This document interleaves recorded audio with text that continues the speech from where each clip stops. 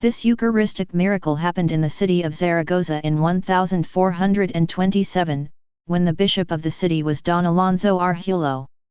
Don Dorner, archdeacon of the city, left a written report of the event.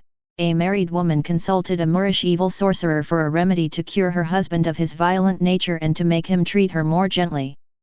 To change the husband's behavior, the sorcerer told her he needed a consecrated host.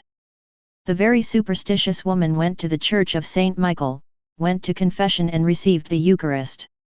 With diabolical cunning, she took the Blessed Sacrament from her mouth and hid the host in a small coffer which she took immediately to the sorcerer.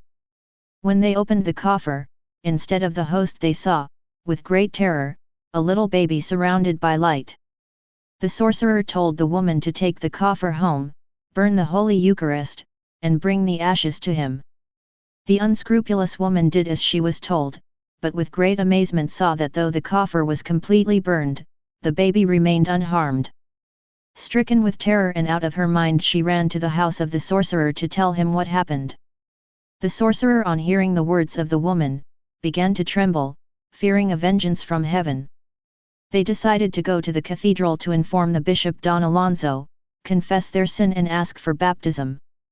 The bishop consulted some prelates and theologians of the diocese to shed light on the event and finally decided to take the miraculous baby in solemn procession from the house of the woman to the cathedral.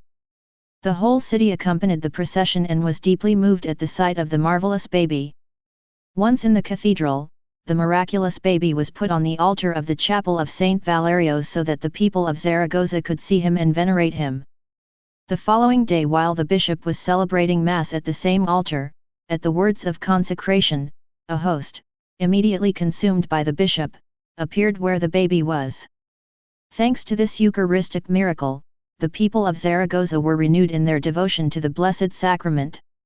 This is the document preserved in the town archives.